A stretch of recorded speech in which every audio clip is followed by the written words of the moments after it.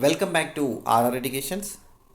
APPC forest department ఎగ్జామినేషన్లో భాగంగా మనకు ఫారెస్ట్ బీట్ ఆఫీసర్ మరియు అసిస్టెంట్ బీట్ ఆఫీసర్ అలానే ఫారెస్ట్ సెక్షన్ ఆఫీసర్ యొక్క ప్రిలిమ్స్ ఎగ్జామినేషన్లో భాగంగా మన ఆర్ఆర్ ఎడ్యుకేషన్ నుండి డైలీ కొన్ని ప్రాక్టీస్ బిట్స్ మీకు ప్రొవైడ్ చేయడం జరుగుతుంది. టాప్ 50లో భాగంగా అయితే మనము ఈ టాపిక్లో మనకు Indian history plus AP history, geography Indian geography plus AP geography, economy Indian plus AP, అలానే కరెంట్ అఫైర్స్, అనగా జనరల్ సైన్స్ సంబంధించి కొన్ని ముఖ్యమైన క్వశ్చన్లో టాప్ 50 క్వశ్చన్ మనం చేసుకోవడం జరుగుతుంది. సార్ మనం ఈ అందించే క్వశ్చన్ మనకు తెలుగు అకాడమీ మరియు ఎన్సీఆర్టీ బుక్ స్థాయిగా మనకు తీసుకోవడం జరుగుతుంది. అత్యంత ముఖ్యమైన సమగ్ర సమాచారంతో గతంలో గ్రూప్ 2 ప్రిలిమ్స్ సంబంధించి మన మంచి ప్రిలిమ్స్ ఎగ్జామినేషన్లో భాగంగా 30 to 40 క్వశ్చన్స్ మనం ప్రిలిమ్స్ ఎగ్జామినేషన్లో బాగా ఇవ్వడం జరిగింది. మన మంచి ప్రాక్టీస్ బిట్స్ రావడం కూడా జరిగింది. కాబట్టి మన ఛానల్లో కంటెంట్ ఉంది, మనం చెక్ చేసుకోవచ్చు. అయితే గ్రూప్ 2 మెయిన్స్ ఎగ్జామినేషన్లో భాగంగా మన మంచి ఏపీ హిస్టరీ పీడిఎఫ్ సంబంధించి మనకు ఒక 53 to 55 క్వశ్చన్స్ రావడం కూడా జరిగింది. మన మంచి ఏపీ హిస్టరీ సంబంధించి పీడిఎఫ్ నుంచి 50 నుంచి 55 మధ్యలో క్వశ్చన్స్ కూడా రావడం జరిగింది. ఓకే, మనం అందించే క్వశ్చన్స్ మనకు ఫారెస్ట్ బీట్ ఆఫీసర్, ఏబీఓ మరియు ఎఫ్ఎస్ నుంచి కొన్ని ఇంపార్టెంట్ ప్రాక్టీస్ చూద్దాం. ఓకే, ఫస్ట్ క్వశ్చన్, ఏర్పాటు కాలానుక్రమంగా సరైన క్రమంలో అమర్చండి అంటున్నారు. అంటే సంస్థలు ఇచ్చారు మరియు ఏర్పాటు కాలం. ఓకే, ఏఐటియుసి ఏఐటియుసి ఏఐటియుసిని మనకు ఎన్ఎం జోషి స్థాపించారు 1921 సంవత్సరంలో. అలానే బాంబే హ్యాండిల్స్ అసోసియేషన్, ఈ బాంబే హ్యాండిల్ అసోసియేషన్ మనకు 1890లో ఎన్ఎం లోఖండే స్థాపించారు. అలానే the Madras labour union BP Wadia గారు 1918లో స్థాపించారు.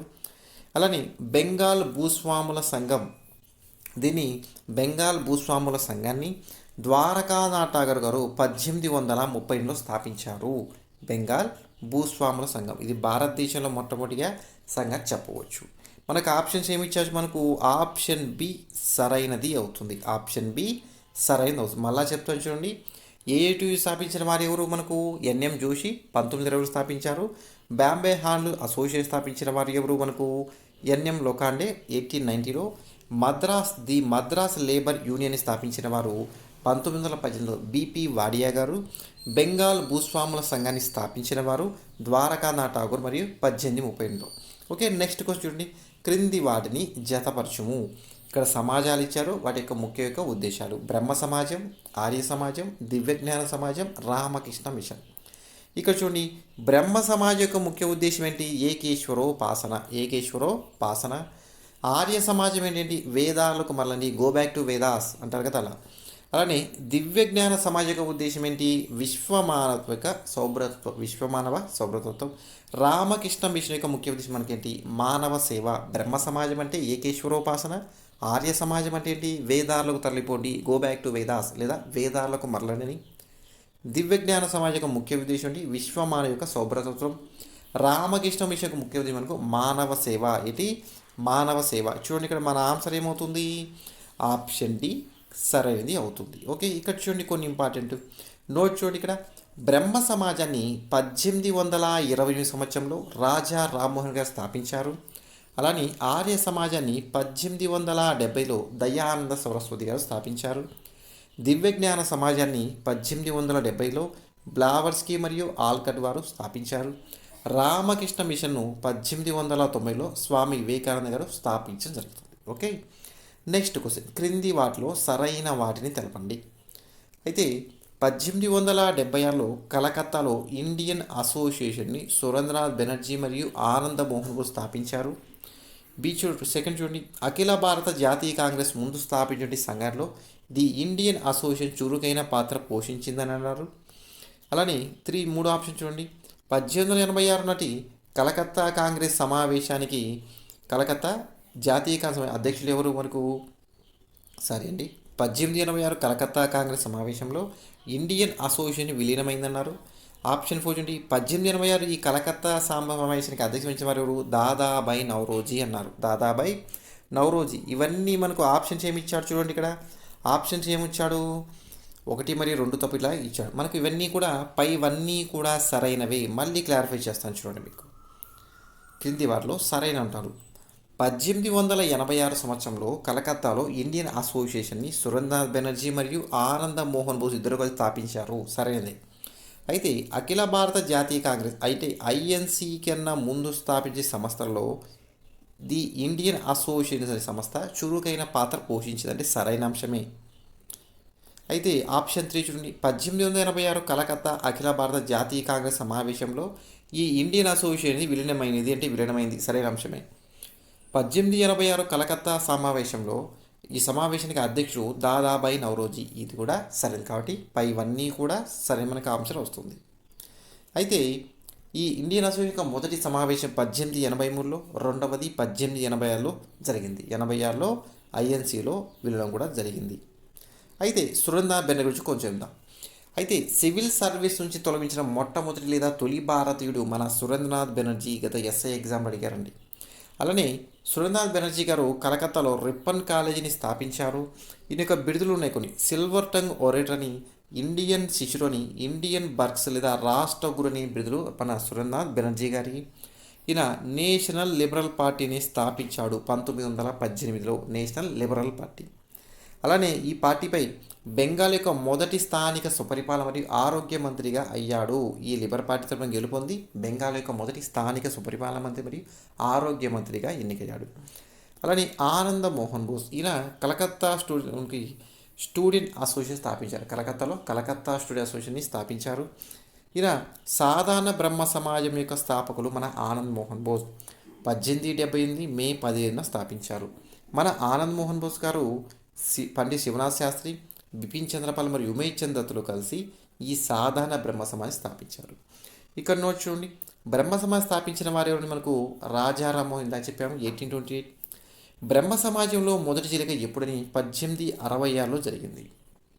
జరిగి ఆది బ్రహ్మ సమాజం సాధారణ బ్రహ్మ లేదా భారతీయ బ్రహ్మ సమాజం ఏర్పడింది. ఆది బ్రహ్మ సమాజం అంది 1820లో మన రామ్మోహన్ రాయ్ స్థాపించారు. 66లో విడిపోయింది. చీలిక ఏర్పడింది విభేదాల వల్ల. అది ఆది బ్రహ్మ సమాజం మరియు భారతీయ బ్రహ్మ సమాజం విడిపోయింది. ఆది బ్రహ్మ సమాజం స్థాపించిన వారు దేవేంద్ర ఠాగూర్ గారు. భారతీయ బ్రహ్మ సమాజంలో కేశవ చంద్రసేన్ గారు. అయితే కేశవ చంద్రసేన్ తన 14 సంవత్సరాల కుమార్తెను, చిన్న వయసు కుమార్తెను కూచ్బీహార్ యొక్క యువరాజుతో వివాహం చేశాడు. దీంతో 1878లో బ్రహ్మ సమాజంలో రెండవసారి చీలిక ఏర్పడి 1870లో సాధారణ బ్రహ్మ సమాజాన్ని స్థాపన జరిగింది. ఓకే, 1870లో సాధారణ బ్రహ్మ సమాజ్ స్థాపించబడింది. 1905 అక్టోబర్ 16న బెంగాల్ విభజన రోజున సురేంద్రనాథ్ బెనర్జీ కలిసి కలకత్తాలో పెద్ద ఎత్తున ఒక సభ నిర్వహించారు మన ఆనంద మోహన్ బోస్. ఈ బెంగాల్ విభజన వ్యతిరేకిస్తున్న ఈ సభలో అనారోగ్య కారణంగా ఈ ఆనంద మోహన్ బోస్ ప్రసంగాన్ని చదివి వినిపించిన వారు ఎవరిని గతంలో అడిగారు? ఎవరు? మన రవీంద్రనాథ్ ఠాగూర్ గారు. Okay, next question. 1931 ఉప్పు సత్యాగ్రహాన్ని గమనించినటువంటి అమెరికన్ పాత్రికేయుడు ఎవరు? మనకు వెబ్ మిల్లర్ అండి. ఆప్షన్ సి అవుతుంది. ఈయన గుజరాత్ ప్రాంతంలోని దర్శన అనే ప్రదేశంలో ఈ ఉప్పు సత్యాగ్రహాన్ని పరిశీలించినటువంటి అమెరికన్ పాత్రికేయుడు ఎవరు? Web Miller. ఈ ఉప్పు సత్యాగ్రహాన్ని మరొక మీరు శాసనోల్లంఘన ఉద్యమం అంటారు. ఇది 1930-34 మధ్య కాలం జరిగింది. దర్శన ప్రాంతం గుజరాత్లో కలదు, గుర్తుపెట్టుకోవాలి. గాంధీ యొక్క దండి సత్యాగ్రహంలో పాల్గొన్న ఏకైక ఆంధ్రుడు ఎవరు? ఏర్నేని సుబ్రహ్మణ్యం. కానీ నోట్ చూడండి. గాంధీ యొక్క దండి యాత్ర 1930 మార్చి 12 నుంచి ఏప్రిల్ 6 వరకు కొనసాగింది. మార్చి 12న గాంధీ తన 78 మంది యొక్క అనుచరులతో అహ్మదాబాద్లోని సబర్మతి ఆశ్రమం నుండి బయలుదేరి గుజరాత్లోని దండి వరకు నుండి 200 కిలోమీటర్ల యాత్ర సాగించి ఏప్రిల్ 6న దండికి చేరుకున్నాడు. గతంలో అడిగారు గాంధీ యొక్క దండి సత్యాగ్రహ సంఖ్య ఎంత? 78 మంది. గుర్తుపెట్టుకోవాలి. అయితే ఈ గాంధీ యొక్క దండి సత్యాగ్రహ పాలన ఏకైక మహిళ అంటే సరోజిని నాయుడు. తెలుగువాడని మనకు ఏనేని సుబ్రహ్మణ్యం లేదా ఆంధ్రుడు. అయితే 78 మంది దండి సత్యాగ్రహం. మరి మొదటి ఐఎన్సీకి ఎంతమంది హాజరయ్యారంటే 72 మంది. ఇక్కడ గుర్తు వచ్చింది కాబట్టి మనకు చెప్తున్నాను. 78 మంది అంటే దండి సత్యాగ్రహం పాల్గొన్నవారు. 72 అంటే మొదటి ఐఎన్సీకి హాజరైన సభ్యుల సంఖ్య. Okay, next question. మొదటి రౌండ్ టేబుల్ సమావేశం ఆర్టీస్ అంటే కదా, గుండ్రటిపల్లి సమావేశం రౌండ్ టేబుల్ కాన్ఫరెన్స్ ఎప్పుడు జరిగింది అంటున్నారు. అయితే మొదటి రౌండ్ టేబుల్ సమావేశం 1930-31 చూడండి. 1930, 31, 1930, 31, 32లో 3 సమావేశాలు జరుగుతాయి. అయితే మొదటి సమావేశం 1930 నవంబర్ 12 నుంచి 31 జనవరి 9 వద్ద జరిగింది. 1930 నవంబర్ 12 నుంచి 31 జనవరి 9. గతంలో ఈ క్వశ్చన్ కూడా అడగడం జరిగింది. అయితే రెండో సమావేశం 1931 నవంబర్ 7 నుంచి 31 డిసెంబర్ 1 మధ్య, 32 నవంబర్ 15 నుంచి 32 డిసెంబర్ 3 సమావేశాలు వరుసగా జరిగాయి. ఈ డేట్లు తారీఖులు కూడా ఇంపార్టెంట్. అయితే ఈ మొదటి ఐఎన్సీలో మనకు 89 మంది సభ్యులు పాల్గొన్నారు.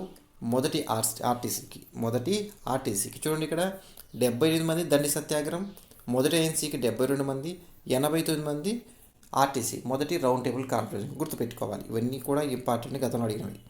అయితే మొదటి ఐఎన్సీకి హాజరవ్వలేదు ఇండియన్ నేషనల్ కాంగ్రెస్ పార్టీ తరఫున. రెండవ ఆర్టీసీకి ఐఎన్సీ హాజరైంది, అది కూడా గాంధీజీ హాజరయ్యారు.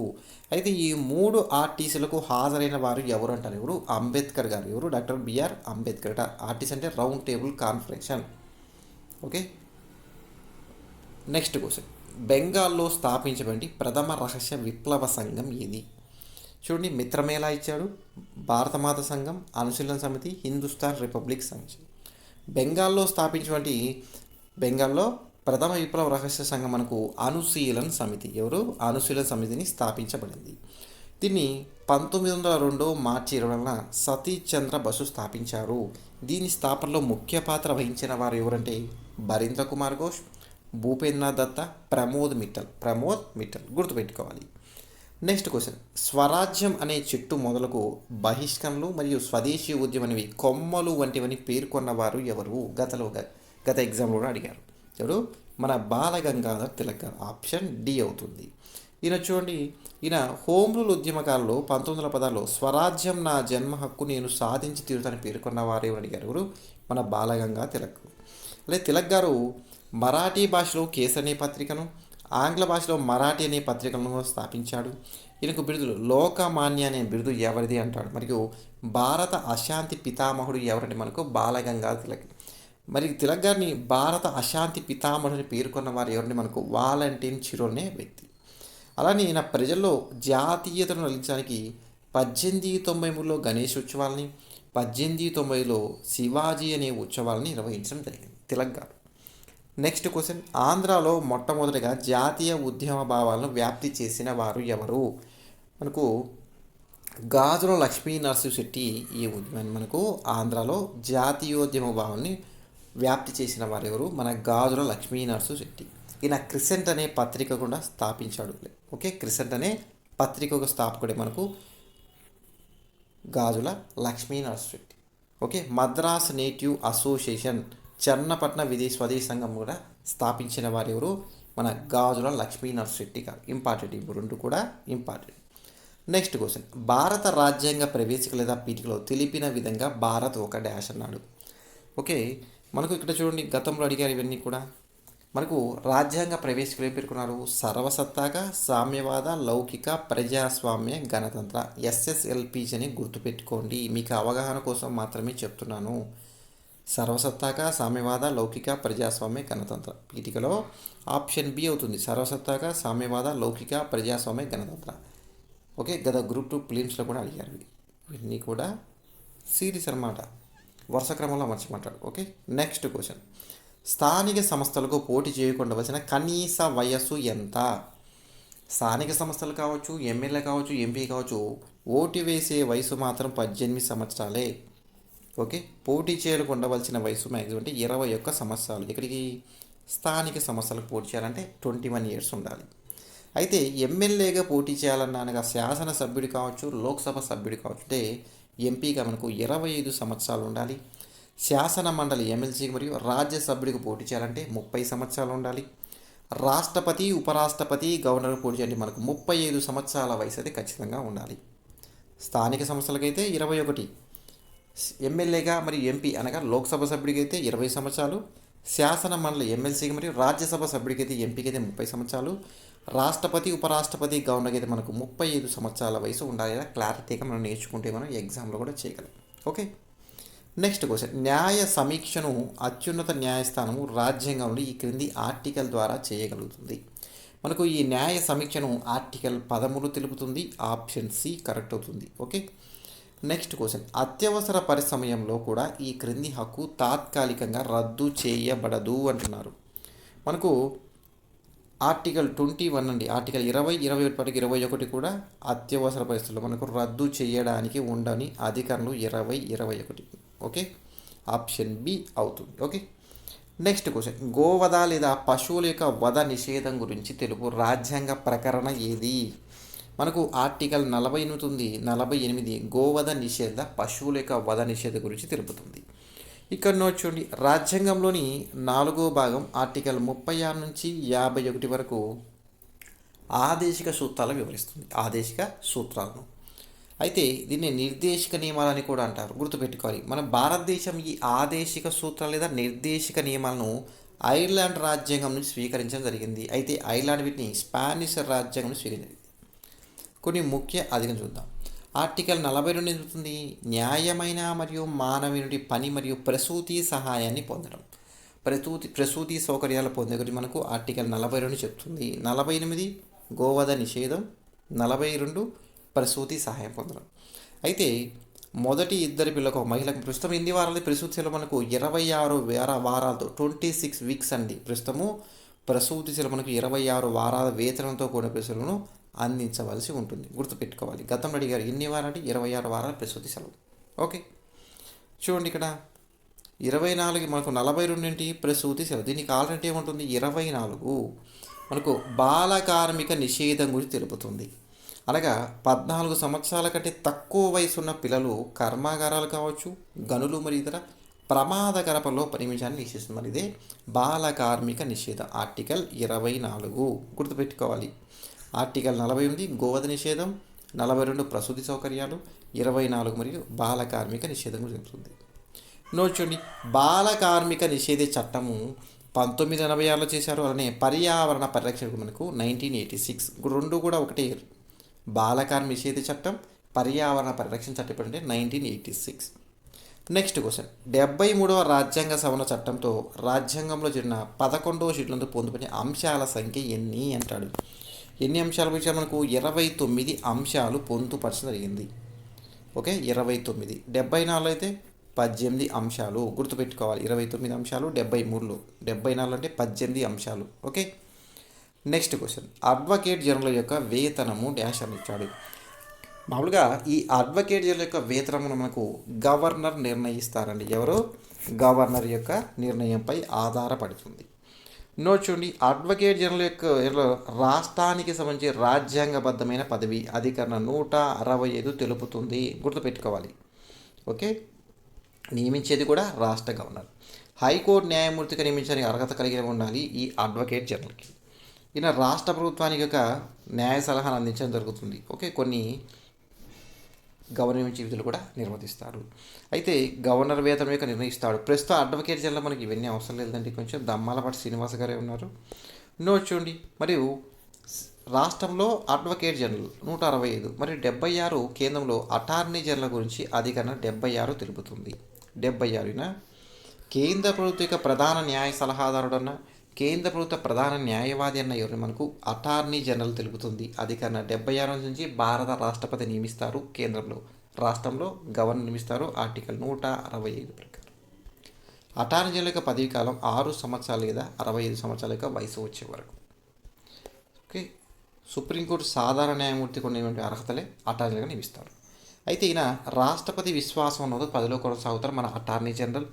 అటార్నీ జనరల్ యొక్క వేతనము రాష్ట్రపతి నిర్ణయిస్తారు. అయినప్పటికీ సుప్రీంకోర్టు యొక్క సాధారణ న్యాయమూర్తి పొందే వేతనం ఎంతున్నాడు.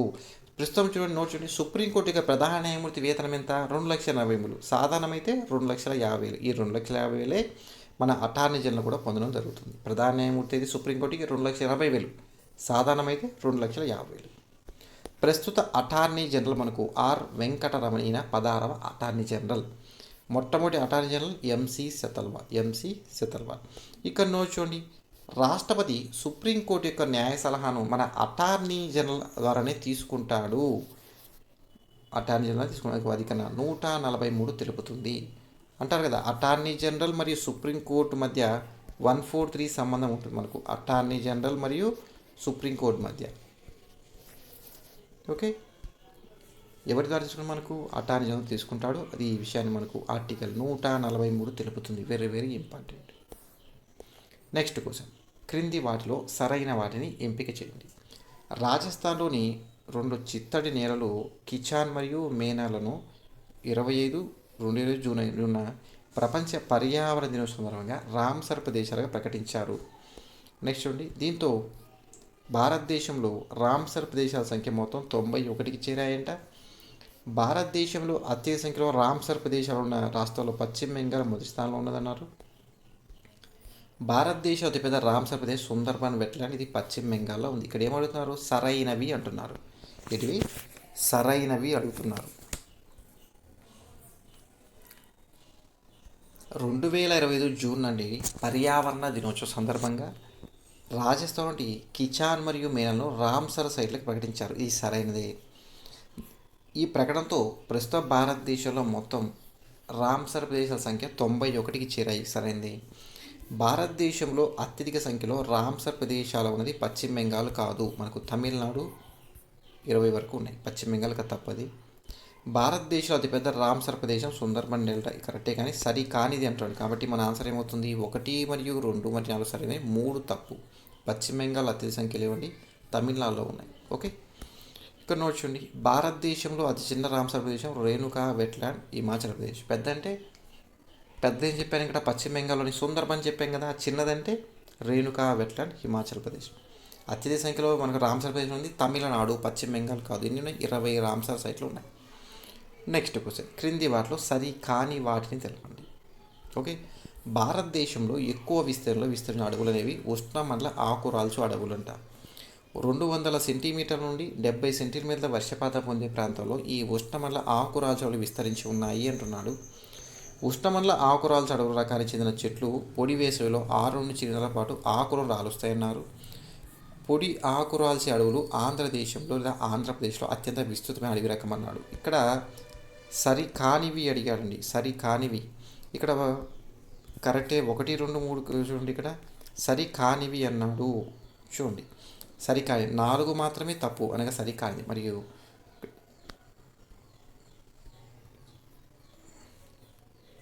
చూడండి, ఇక్కడ మిస్టేక్ ఏం చిన్న కరెక్షన్ చూసుకోండి. ఓకే, 4 మాత్రమే తప్పు. ఇక్కడ పొడి ఆకురాల్చే అడవులు కాదండి, మనకు తేమతో కూడిన ఆకురాల్చే అడవులు ఆంధ్రప్రదేశ్లో విస్తృతంగా ఉన్నాయి. ఓకే, సరి కానిది అంటే 4 మాత్రమే తప్పు, 2, 3 మరియు 1 సరైనవి. చూడండి, ఆంధ్రప్రదేశ్లో అత్యంత విస్తృతమైన అడవి రకం ఏంటి? ఉష్ణమండల తేమ ఆకురాల్చే అడవులు. పొడి వేసవి అడవులు అయితే కాదు. ఓకే, సరైన క్రమంలో అమర్చండి అన్నాడు. శ్రీలంక మల్లేశ్వర వన్యప్రాణి అభయారణ్యం, కౌండిన్య వన్యప్రాణి అభయారణ్యం, రోళ్లపాడు, కంబాలకొండ. శ్రీలంక మల్లేశ్వర వన్యప్రాణి అభయారణ్యం మనకు కడపలో ఉంది, సరైన అంశమే. కౌండిన్య మనకు చిత్తూరు జిల్లాలో ఉంది, రోళ్లపాడు నంద్యాల జిల్లా, కంబాలకొండ విశాఖపట్నంలోనే ఉంది. కాబట్టి ఇవన్నీ కూడా వరుస క్రమంలోనే ఉన్నవి. మన ఆన్సర్ ఏమవుతుంది? డి అవుతుందండి. వరుస క్రమంలో మనకు డి అవుతుంది. ఓకే, అంతే కదా. ఇక కడపలో శ్రీలంక మల్లేశ్వర, కౌండిన్య చిత్తూరులో, రోళ్లపాడు నంద్యాల. రోళ్లపాడు గతంలో కర్నూలు ఉంది. మనకు 26 జిల్లాల యొక్క విభజనతో మనకు నంద్యాలకు వెళ్ళిపోయింది, గుర్తుపెట్టుకోవాలి. కంబాలకొండ అంటే విశాఖపట్నం. ఇక్కడ చూడండి, అయితే అంతరించిపోతున్న జాతుల్లో బట్ట మేకల పిట్ట లేదా పక్షి మనకు రోళ్లపాడులో ఉంది. అలానే శ్రీలంక మల్లేశ్వరం కొరకు కలివి కోడి అనేవి అంతరించిపోతున్న జాతులుగా మనం గుర్తించాం. వెరీ వెరీ ఇంపార్టెంట్ రెండు కూడా. నెక్స్ట్, దాదాపుగా 450 కిలోమీటర్ల ఇందిరాగాంధీ కాలువ క్రింది వాటిలో ఏ రాష్ట్రానికి నీరు అందిస్తుంది? మనకు ఇందిరాగాంధీ కాలువ మనకు రాజస్థాన్ రాష్ట్రానికి లేదా థార్ ఎడారికి గతంలో అడిగారు. ఏ ఎడారికి లేదా ఏ ప్రాంతానికి ఇందిరాగాంధీ కాలువ మనకు థార్ ఎడారి లేదా రాజస్థానికి నీటిని అందిస్తుంది? గుర్తుపెట్టుకోవాలి. Next question, Indravati national park ఎక్కడ కలదు? మనకు ఇందిరాగాంధీ నేషనల్ పార్క్ మనకు ఛత్తీస్గఢ్ రాష్ట్రంలో కలదండి. ఆప్షన్ ఏ అవుతుంది. నెక్స్ట్ క్వశ్చన్, ముల్ల పెరియార్ ఆనకట్ట ఎక్కడ కలదు? మనకు ముల్ల పెరియార్ ఆనకట్ట మనకు కేరళ రాష్ట్రంలో కలదు. ఈ ముల్ల పెరియార్ ఆనకట్ట మనకు కేరళ మరియు తమిళనాడు రాష్ట్రాల మధ్య వివాదాస్పద ప్రాజెక్ట్ ఏంటి? ముల్ల పెరియార్. ఈ ముల్ల పెరియార్ ప్రాజెక్టు మనకు ఇడుక్కి జిల్లాలో పెరియార్ అనే నదిపై కలదు. గుర్తుపెట్టుకోవాలి, చాలా అడిగారండి. Next question, AP state forest academy ఎక్కడ కలదు? మనకు ఆంధ్రప్రదేశ్ స్టేట్ ఫారెస్ట్ అక్కడ మనకు రాజమహేంద్రవరం, తూర్పుగోదావరి రాజమహేంద్రవరంలో కలదు. ఓకే, నెక్స్ట్ క్వశ్చన్, భారతదేశంలోని ఏ రాష్ట్రం గుండా కర్కట రేఖ లేదు? మనకు 23 డిగ్రీల ఉత్తర అక్షాంశం నుండి కర్కట రేఖ మనకు చూడండి ఇక్కడ తూర్పు నుంచి పడమకు వెళ్తుంది. ఓకే, ఇక్కడ మిజోరాం నుంచి గుజరాత్ మధ్య ఉంటుంది. ఇక్కడ లేనిది అడుగుతారు మనకి, ఇక్కడ జార్ఖండ్ ఉంది, మిజోరాం, ఛత్తీస్గఢ్ ఉంది, కానీ ఇవి లేనిది ఒడిశా. ఈ 23 డిగ్రీల ఉత్తర అక్షాంశం కర్కట రేఖ మనకు 8 రాష్ట్రాలు, 8 రాష్ట్రాలు అండి, 8 రాష్ట్రాల గుండా పోతుంది. చూడండి ఇక్కడ 7, 8, 9 గుర్తుపెట్టుకోవచ్చు. ఇండియా మ్యాప్ ఉంటుంది కదా, మళ్ళీ చెప్తాను చూడండి. ఇండియా మ్యాప్ ఉంటుంది సారీ మీకు అవన్నీ 7, ఇక్కడ 8, ఇక్కడ 9, ఇక్కడ 7 దేశాలతో భారతదేశ సరిహద్దుని కలిగి ఉంటుంది. కర్కట రేఖ 8 రాష్ట్రాలు గుండా పోతుంది. 9 మనకు 9 రాష్ట్రాలు, మనకి 9 రాష్ట్రాలు తీర రేఖ ప్రాంతాన్ని కలిగి ఉంటాయి. ఇక్కడ 7, 8, 9 గుర్తుపెట్టుకునే వస్తుంది. ఎన్ని రాష్ట్రాలు మనకు? 8 రాష్ట్రాలు అంటే గుజరాత్, రాజస్థాన్, మధ్యప్రదేశ్, ఛత్తీస్గఢ్, జార్ఖండ్, పశ్చిమ బెంగాల్, త్రిపుర మరియు మిజోరాం. 8 రాష్ట్రాలు ఈ తీరరేఖ ప్రాంతాన్ని కలిగి ఉన్నాయి. లేనిదంటే మనకు ఒడిశా, ఆప్షన్ బి అవుతుంది. ఇక్కడ లేనిది అడిగాడు. నెక్స్ట్ క్వశ్చన్, భారతదేశంలో సున్నపరాయితో మరియు శిలాజాలతో కూడిన ఆర్వా అనే గుహలు ఏ రాష్ట్రంలో కలవు? ఏ గుహలు? ఆర్వా అనే గుహలు మనకు మేఘాలయ రాష్ట్రంలో కలవండి. అత్యంత ప్రాధాన్యత ముఖ్యమైనవాడు, గుర్తుపెట్టుకోవాలి, ఆప్షన్ సి. నెక్స్ట్ క్వశ్చన్, భారతదేశంలో కేలరీల ఆధారిత దారిద్ర్య రేఖను ఉపయోగించి పేదరికాన్ని మొదటిసారిగా క్రమబద్ధంగా అంచనా వేయడానికి ప్రతిపాదించిన వారు ఎవరు? దండేకర్ మరియు నీలకంఠ రాత్రి, ఆప్షన్ బి కరెక్ట్ అవుతుంది. నెక్స్ట్ క్వశ్చన్, ఆర్బీఐ యొక్క ప్రాథమిక విధి ఏమిటి? ఆర్బీఐ యొక్క ప్రాథమిక విధి ఏంటి? చూడండి ఇక్కడ స్టాక్ మార్కెట్ నియంత్రణ, వాణిజ్య బ్యాంకులకు వడ్డీ నిర్ణయం, వ్యక్తులకు రుణాలు అందించడం మరియు భారతదేశ ద్రవ్య విధానాన్ని నిర్వహించడం. ఆర్బీఐ యొక్క ప్రాథమిక విధి భారతదేశ ద్రవ్య విధానాన్ని నిర్వహించడం ముఖ్యమైనది, గుర్తుపెట్టుకోవాలి. అయితే ఆర్బీఐను 1935 ఏప్రిల్ 1 ఏర్పాటు చేయబడింది. 49 జనవరి 1 జాతీయం నేషనల్ చేయబడింది, గుర్తుపెట్టుకోవాలి. 35 ఏప్రిల్ 1 ఏర్పాటు, జాతీయం 49 జనవరి 1. యొక్క ప్రధాన కార్యాలయం ముంబైలో ఉంది. ఆర్బీఐ యొక్క ప్రస్తుత గవర్నర్ మనకు సంజయ్ మల్హోత్రా, 26వ గవర్నర్. అయితే ఆర్బీఐ యొక్క బ్యాంక్ యొక్క స్టాఫ్ కాలేజ్ ఎక్కడని? Chennai. Reserve bank of India academy ముంబైలో కలదు.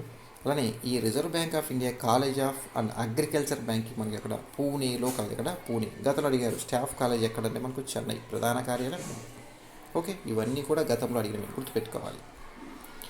భారత ఆర్థిక వ్యవస్థ ఒకనాడు మిశ్రమ ఆర్థిక వ్యవస్థ, పెట్టుబడిదార ఆర్థిక వ్యవస్థ, సామ్యవాద ఆర్థిక వ్యవస్థ, స్వతంత్ర ఆర్థిక వ్యవస్థ. భారత ఆర్థిక వ్యవస్థ ఒక మిశ్రమ ఆర్థిక వ్యవస్థ, అనే ప్రభుత్వ మరియు ప్రైవేట్ పెట్టుబడిదారి. ఓకే, ఇవన్నీ కూడా మిశ్రమ ఆర్థిక వ్యవస్థ ఉంది. పెట్టుబడిదారి యొక్క యాజమాన్యం మరియు ప్రభుత్వ నియంత్రణ విషయమే ఈ మిశ్రమ ఆర్థిక వ్యవస్థగా చెప్పవచ్చు. ఓకే, నెక్స్ట్ క్వశ్చన్, ఈ క్రింద పేర్కొన్న ఏ కాలంలో భారతదేశం జనాభా విస్ఫోటనాన్ని ఎదుర్కొన్నది? అంటే అత్యధిక జనాభా 1951-81 మధ్యకాలంలో భారతదేశం అత్యధిక జనాభా విస్ఫోటనం ఎదుర్కొంది. అయితే 1951-81 మధ్యలో భారతదేశ పురోగతి రేటు మనకు 51లో 361 మిలియన్ నుండి 81 నాటికి 846 మిలియన్లకు పైగా చేరుకుంది. 1951-81 మధ్య కాలంలో, గుర్తుపెట్టుకోవాలి. ఓకే, క్రింది వాటిలో భారత వ్యవసాయ రంగం ఎదుర్కొన్నటువంటి సవాలు ఏది అంటున్నాడు? భూకమతాల విభజన, రుణ సదుపాయం లేకపోవడం, ఋతుపవనాల వర్షపాతపై ఆధారపడడం. ఈ అంశాలన్నీ కూడా భారత వ్యవసాయ రంగంలోని ముఖ్యమైన సవాలుగా చెప్పవచ్చు. ఇవన్నీ కూడా సరైనవే. రెపో రేటు అనగా ఇక్కడ రెపో ఉంటుంది, చూడండి ఇక్కడ రెపో ఉంటుంది మరియు రివర్స్ రెపో ఉంటుంది. రివర్స్ రెపో అంటే వాణిజ్య బ్యాంకులకు రిజర్వ్ బ్యాంక్ ఆఫ్ ఇండియా కొంత అమౌంట్ ఇస్తుంది. ఎగ్జాంపుల్ చెప్పాలంటే ఇది ఆర్బీఐ, ఈ వాణిజ్య బ్యాంక్ ఎగ్జాంపుల్ ఒక ఎస్బీఐ వేసుకోవచ్చు. ఈ ఎస్బీఐకి డబ్బులు అవసరమైనప్పుడు ఆర్బీఐ నుంచి ఆర్బీఐ ఇస్తుంది. ఈ ఆర్బీఐ ఇటువంటి అమౌంట్ పైన వడ్డీ విధిస్తుంది రిజర్వ్ బ్యాంక్ ఆఫ్ ఇండియా. దాన్ని రెపో రేట్ అంటారు. ఏమంటారు? వాణిజ్య బ్యాంకులకు ఆర్బీఐ రుణాలు ఇచ్చే రేట్నే రెపో రేట్ అంటారు. మరి రివర్స్ రెపో రేట్ ఏంటి? ఎస్బీఐ అని చెప్పాను, ఆర్బీఐ అని చెప్పాను. ఎస్బీఐ రిజర్వ్ బ్యాంక్లో డబ్బులు దాపెడితే మనకు వడ్డీ రేటుని చెల్లించాల్సి వస్తుంది. వడ్డీ రివర్స్ రెపో అంటారు. ఆర్బీఐ వాణిజ్య బ్యాంకులకు ఇచ్చేదానిపై చెల్లించేది మనకు రేటును రెపో అంటారు. ఓకే, ఆర్బీఐకి వాణిజ్య బ్యాంకు చెల్లిస్తే రెపో, అదే ఆర్బీఐ వాణిజ్య బ్యాంకు చెల్లిస్తే ఏమంటారు? రివర్స్ రెపో అంటారు. గుర్తుపెట్టుకో, రెపోకు రిపో రేట్, రివర్స్ రెపోకి. వాణిజ్య బ్యాంకులకు ఆర్బీఐ రుణాలు ఇస్తే దాన్ని ఎవరు చెల్లిస్తుంది? వాణిజ్య బ్యాంకులు ఆర్బీఐ చెల్లిస్తే రెపో రేట్ అవుతుంది.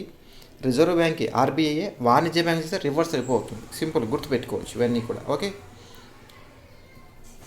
అయితే రెపో రేట్ను 1992 డిసెంబర్లో ఆర్బీఐ ప్రవేశపెట్టింది. రివర్స్ రెపో రేట్ను 1996 నవంబర్లో ప్రవేశపెట్టడం జరిగింది. Repo rate, reverse repo rate చాలాసార్లు కూడా అడిగారండి. నెక్స్ట్ క్వశ్చన్, 2011 జనాభా లెక్కల ప్రకారం ఏ రాష్ట్ర జనాభాలో హిందువుల శాతం అధికంగా ఉంది? మనకు హిమాచల్ ప్రదేశ్ రాష్ట్రంలో అత్యధికంగా ఉంది. ఆప్షన్ బి కరెక్ట్ అవుతుంది. ఈ రాష్ట్రంలో దాదాపు 95.17% హిందువులుగా గుర్తించబడ్డారు. మరి హిందువుల శాతం అత్యధికంగా ఉన్నటువంటి హిమాచల్ ప్రదేశ్, తక్కువైతే అక్కడ మనకు మిజోరాం 2.75%, ఎక్కువ అంటే హిమాచల్ ప్రదేశ్ 95.17 లేదా వస్తుంది. అత్యల్పం అంటే మిజోరాం 2.75%. నెక్స్ట్ క్వశ్చన్, జాతీయ ఆదాయాన్ని అంచనా వేయడానికి భారత ప్రభుత్వం 1949లో ఎవరి అధ్యక్షతన కమిటీ ఏర్పాటు చేసింది? 1949లో పిసి మొహల్లబీస్ అధ్యక్షతన కమిటీ ఏర్పాటు చేసింది. దీనిలో ఒకరు అధ్యక్షులు మరియు ఇద్దరు సభ్యులు ఉన్నారు. ఒక అధ్యక్షుడు అంటే పిసి మొహల్లబీస్, డిఆర్ గాడ్గిల్ మరియు వికేఆర్వి రాబులకు సభ్యులుగా ఈ కమిటీని ఏర్పాటు చేశారు. నెక్స్ట్ క్వశ్చన్, జాతీయ ఆహార భద్రతా చట్టం గురించి సరైన వాటిని తెలపండి. జాతీయ ఆహార భద్రతా చట్టం 2013లో చేశారు, సరైనదే. ఈ చట్టం సరసమైన ధరలకు ఆహారాన్ని, పోషకాహార భద్రత గల జీవితాన్ని ప్రజలకు అందిస్తుంది, ఇది కూడా సరైనది. అదేవిధంగా ఈ చట్టం ప్రజలు గౌరవప్రదంగా జీవించడానికి వీలు కల్పిస్తుంది. అలానే ఈ చట్టం కింద 75% గ్రామీణ జనాభా, 50% పట్టణ జనాభాను ఆహార భద్రత కోసం అర్హులైన కుటుంబాలుగా వర్గీకరించారు. కాబట్టి చూడండి, ఈ జాతీయ ఆహార భద్రత చట్టం గురించి మనకు ఇవన్నీ అంశాలు కూడా సరైన అంశాలు. చూడండి, 2013 చట్టం చేశారు. ఆ సరసమైన ధరలకు పోషకాహార పద్ధతి ప్రజలకు అందిస్తుంది, గౌరవ జీవితానికి వీలు కల్పిస్తుంది. 75% గ్రామీణ జనాభా, 50% పట్టణ జనాభాను అర్హులైన కుటుంబాలు వర్గీకరించి, కాబట్టి ఇవన్నీ కూడా సరైనవి. నెక్స్ట్ క్వశ్చన్, 2025 సస్టైనబుల్ డెవలప్మెంట్ ఎస్డిఆర్లో భారతదేశం సుస్థిర అభివృద్ధి లక్ష్యాల సాధనలో సూచీలో 66.9 స్కోరుతో ఎన్నవ స్థానాన్ని దక్కించుకుంది? మనకు 99వ స్థానాన్ని దక్కించుకుంది. అయితే ఈ స్థానంలో ఫిన్లాండ్ మొదటి స్థానంలో నిలవగా, దక్షిణ సూడాన్ మనకు చివరి స్థానంలో ఉంది. 99వ స్థానం భారత్, మొదటి స్థానం అయితే ఫిన్లాండ్, చివరి స్థానం దక్షిణ సూడాన్. మన భారతదేశం 99 2025లో, అదే 24 అంటే 109వ స్థానంగా ఉంది. ఓకే, 2025 అంటే 99వ స్థానం, ఫిన్లాండ్ మొదటి స్థానం, దక్షిణ సూడాన్ చివరి స్థానం.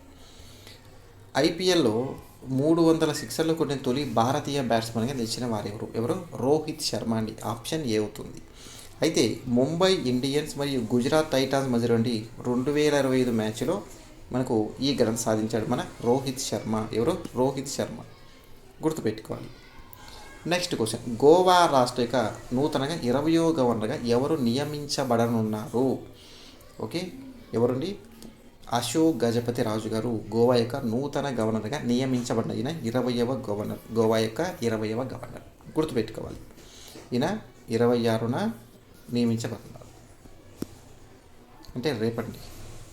నెక్స్ట్ క్వశ్చన్, 2025 వివిధ సూచీల్లో భారతదేశ యొక్క ర్యాంకుల జాబితాను సరైన క్రమంలో అమర్చండి అంటున్నారు. చూడండి, ఇక్కడ జీపీ గ్లోబల్ పీస్ ఇండెక్స్ 115 స్థానం, వాతావరణ మార్పు పనితీరు సూచి 10వ స్థానం, ప్రపంచ సంతోష నివేదిక సూచి 118, ప్రపంచ పత్రికా స్వేచ్ఛ సూచి 151 స్థానం. ఓకే, గ్లోబల్ పీస్ ఇండెక్స్లో 110 స్థానం నిలిచింది, వాతావరణ మార్పులో 10వ స్థానం నిలిచింది, ప్రపంచ సంతోషంలో 118 స్థానం, ప్రపంచ పత్రికా స్వేచ్ఛలు మనకు 150. ఇవన్నీ కూడా సరైన క్రమంలోనే ఉన్నాయి. సో ఆప్షన్ ఏమొచ్చాడు మనకు? ఆప్షన్ బి కరెక్ట్ అవుతుంది. ఇవన్నీ కూడా సరైన క్రమంలో ఉన్నాయి. ఇవన్నీ సూచీలు కూడా ఇంపార్టెంట్, ఖచ్చితంగా అడుగుతారు కొన్ని సూచీలు, అవన్నీ చూసుకోవాలి. అయితే జీపీఏ ఐస్లాండ్ మొదటి స్థానం, ఐర్లాండ్ రెండో స్థానం, న్యూజిలాండ్ ఉన్నాయి. ఓకే, రష్యా చివరి స్థానంలో ఉంది. జీపీఐని institute for economics and peace Australia సంస్థ అని ప్రచురిస్తుంది. గతంలో సూచీలు అడుగుతున్నారు, ఇప్పుడు ఏమన్నారు? ఏ సంస్థ రిలీజ్ చేస్తుంది ఈ జీపీఐని? Institute for economics and peace. అయితే సిసిపిఐ వాతావరణ మార్పు సమితి జర్మన్ వ్యాచ్ మరియు new climate institute for climate action network అని సూచిస్తుంది. ప్రపంచ సంతోషాన్ని ఫిన్లాండ్ మొదటి స్థానంలో ఉంది. దీన్ని ఆక్స్ఫర్డ్ విశ్వవిద్యాలయంలోని వెల్బీయింగ్ అండ్ రీసెర్చ్ గాల మరియు యుఎన్ సస్టైనబుల్ డెవలప్మెంట్ సంస్థలు ఇచ్చేస్తున్నాయి సొల్యూషన్ నెట్వర్క్. అయితే రిపోర్టర్స్ వితౌట్ బార్డర్స్ అనే సంస్థ దీన్ని ప్రచురిస్తుంది ప్రపంచం నుండి పత్రికా స్వేచ్ఛా సూచీలో. అయితే మొదటి స్థానం ఉంది నార్వే. చూడండి, గుర్తుపెట్టుకోవాలి ఇవన్నీ కూడా ఇంపార్టెంట్ సూచీలు వచ్చే సంస్థలు. నెక్స్ట్ క్వశ్చన్, 2025 ఐక్యరాజ్య సమితి వాతావరణ మార్పు సదస్సుగా COP30 ఎక్కడ జరగనుంది? మనకు 2020 COP30 సమావేశం ఎక్కడ జరుగుతుంది చూడండి. ఇక్కడ గమనించండి, మనకు బెలేమ్ ఇచ్చాడు, బాకు ఇచ్చాడు, బెర్లిన్ ఇచ్చాడు, దుబాయ్ ఇచ్చాడు. మనకు 30వ సదస్సు మనకు బ్రెజిల్లోని బెలేమ్లో జరగనుందండి. బెలేమ్లో జరుగుతుంది నవంబర్ మంత్ అనుకుంటాండి. చూడండి, ఇక్కడ బ్రెజిల్లోని బెలేమ్లో 2025 నవంబర్ 10 నుంచి 21 తేదీలో జరగనుంది బెలేమ్లో. ఓకే, నెక్స్ట్ క్వశ్చన్, జాతీయ గవర్నెన్స్ అవార్డులు 2025లో గ్రాస్ రూట్ లెవెల్ ఇనిషియేటివ్లో విభాగంలో బంగారు అవార్డు పొందిన గ్రామ పంచాయతీ ఏది అంటాడు. ఏంటి గ్రామ పంచాయతీ ఏది అన్నాడు. మనకు ఏమొస్తుంది, మనకు మహారాష్ట్రలోని రోహిణి అనే గ్రామ పంచాయతీ ఇనిషియేటివ్ విభాగంలో బంగారు పథకాన్ని సాధించింది. ఇది 2025 జూన్ 9 నుండి విశాఖపట్నం నుండి 20వ జాతీయ గవర్నెన్స్ కాన్ఫరెన్స్లో అవార్డును అందుకుంటుంది ఈ గ్రామ పంచాయతీ. ఇందులో 956 పైగా డిజిటల్ సేవ అమలు చేసినందుకు గాను ఈ గ్రామ పంచాయతీకి అవార్డు అందించడం జరుగుతుంది. గుర్తుపెట్టుకోవాలి ఇవన్నీ కూడా. నెక్స్ట్ క్వశ్చన్, ప్రస్తుత జాతీయ మానవ హక్కుల కమిషన్ ఎన్హెచ్ఆర్సీ చైర్మన్ ఎవరు? మనకు రామసుబ్రమణ్య ప్రస్తుతం చైర్మన్గా ఉన్నారు. దీని ఎన్హెచ్ఆర్సీ అనేది ఒక చట్టబద్ధమైన సంస్థ, రాజ్యాంగబద్ధ సంస్థ కాదు. రాజ్యాంగబద్ధం అంటే రాజ్యాంగం దాని గురించి ఒక సపరేట్ అధికరణ లేదా ఆర్టికల్ ప్రవేశపెట్టాలి. కానీ ఇది చట్టబద్ధ సంస్థ. 1993 అక్టోబర్ 10 స్థాపించబడింది. దీంట్లో మొత్తం 5 మంది సభ్యులు ఉంటారు. ఒకరు చైర్మన్ మరియు ఒక డిప్యూటీ చైర్మన్ ఉంటారు. ఇతర సభ్యులు 3 మంది ఉంటారు. అయితే యొక్క పదవీ కాలం 5 సంవత్సరాలు లేదా 70 సంవత్సరాల వయసు వచ్చే వరకు. గుర్తుపెట్టుకోవాలి, ఒక చట్టబద్ధమైన సంస్థ ఎన్హెచ్ఆర్సీ అనేది. ఓకే, 93 అక్టోబర్ 10 ఏర్పాటు చేశారు. ప్రస్తుత చైర్మన్ ఎవరు? Ramasubramanian. Next question, 2025 హెన్లీ passport index ప్రకారం ప్రపంచంలో అత్యంత శక్తివంతమైన పాస్పోర్ట్ అగ్రస్థానం నిలిచింది ఏదంటే మనకు సింగపూర్ అండి. సింగపూర్ గతంలో జపాన్ ఉంది, కానీ ఇప్పుడు సింగపూర్ ఆప్షన్ డి అవుతుంది. ప్రపంచవ్యాప్తంగా మనకు 195 గమ్యస్థానాలకు వీసా లేకుండా చేరవచ్చు సింగపూర్ యొక్క పాస్పోర్ట్. 2వ స్థానంలో జపాన్ మరియు దక్షిణ కొరియా ఉంది. 3వ స్థానంలో Denmark, Finland, France, Germany, Ireland, Italy, Spain వరుసగా 3వ స్థానంలో నిలిచాయి. ఫస్ట్ సింగపూర్, నెక్స్ట్ 2 జపాన్ మరియు దక్షిణ కొరియా. అయితే భారతదేశం యొక్క స్థానం ఎన్నోది 2025 మనకు 77వ స్థానం. గుర్తుపెట్టుకోవాలి.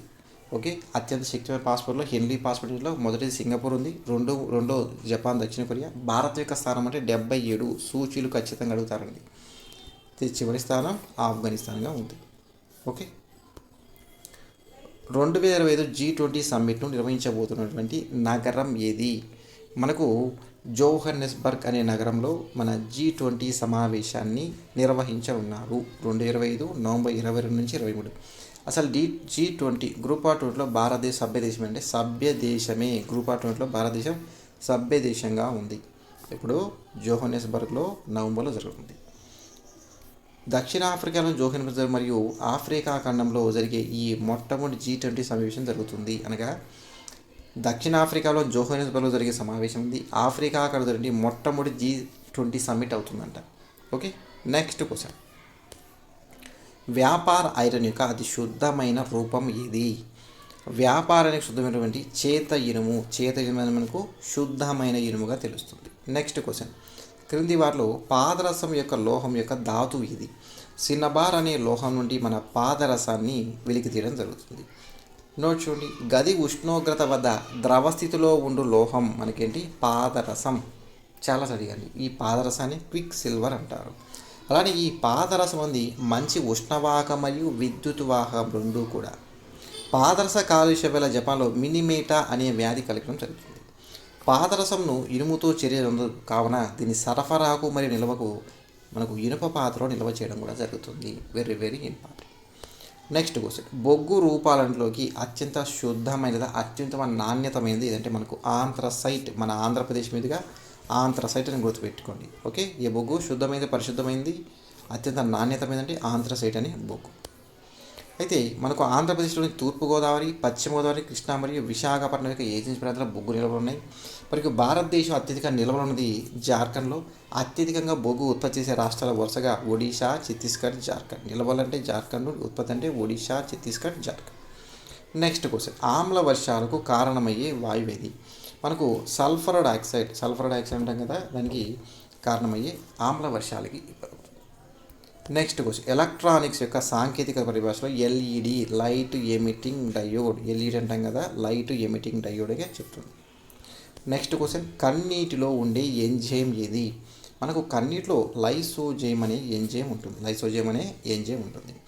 నెక్స్ట్ క్వశ్చన్, ఏ వ్యాధి నిర్ధారణకు రక్త నమూనాను అర్ధరాత్రి పూట సేకరిస్తారు? చూడండి, ఇక్కడ మలేరియా, గొనేరియా, డయేరియా, పైలేరియా ఇచ్చారు. అయితే పైలేరియా అనే వ్యాధి కోసం మానవులు నైట్ టైం బ్లడ్ శాంపిల్ని సేకరించడం జరుగుతుంది. ఓకే, ఆప్షన్ డి అవుతుంది. వెరీ వెరీ ఇంపార్టెంట్ అది. ఉకరేరియా బ్రాంకాప్టి అని పైలేరియా వస్తుంది. దీని బోధకాల వ్యాధి అంటాం కదా, అలా. దీని లక్షణాలు జ్వరము, చలి, తలనొప్పి మరియు ఇతరులు. అయితే ఈ ఉకరేరియా బ్రాంక్ అనే పురి యొక్క లార్వా రాత్రి కూడా చురుకుగా వ్యవహరిస్తుంటాయి. కాబట్టి ఈ నైట్ టైము బ్లడ్ శాంపిల్ సేకరించడం జరుగుతుంది. దీనికోసం యూరిన్ టెస్ట్ కూడా చేయడం కూడా జరుగుతుంది. ఓకే, ఈ వీడియో మనకు ఇక్కడ కంప్లీట్ చేస్తాం. టాప్ 50 క్వశ్చన్స్ కంప్లీట్ అయిపోయింది. ఇక్కడ చెప్పాను మనకు Indian history and AP history కూడా చెప్పాను. జాగ్రఫీలో ఇండియన్ మరియు ఏపీ జాగ్రఫీ, ఎకానమీలో కూడా చెప్పాను. కరెంట్ అఫైర్స్ మరియు ఇండియన్ పాలిటీ కూడా చెప్పాను. మరియు జనరల్ సైన్స్ కూడా చేయడం కూడా జరుగుతుంది. మొత్తం 50 క్వశ్చన్స్ అన్నీ కూడా క్లారిటీగా, ఫుల్ క్లారిటీ, అర్థం కూడా క్లారిటీ జరిగింది పూర్తి విశ్లేషణతో. మరొక వేళ మళ్ళీ చూడండి. ఈ వీడియో మీకు లైక్ అండ్ షేర్ చేయండి. మంచి తప్పకుండా సబ్స్క్రైబ్ చేసుకోండి. Thank you for watching.